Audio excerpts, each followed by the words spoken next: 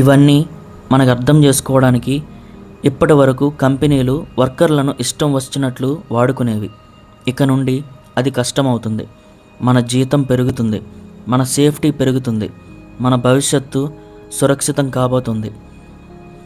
ఇప్పుడు మనం ఏం చేయాలి? మొదటిది, నువ్వు నీ కంపెనీ హెచ్ఆర్తో మాట్లాడు. కొత్త రూల్స్ అమలయ్యాయా అని అడుగు.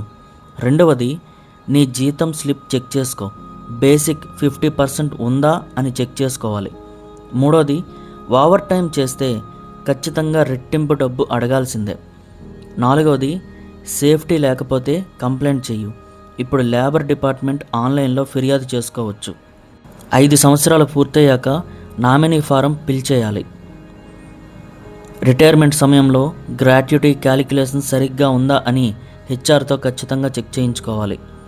దీనివలన ఇల్లు కొనడం, పిల్లల చదువులు, బిజినెస్ స్టార్ట్ చేయడం ఇవన్నీ సాధ్యపడతాయి. దీనిపైన మీ అభిప్రాయం ఏంటి?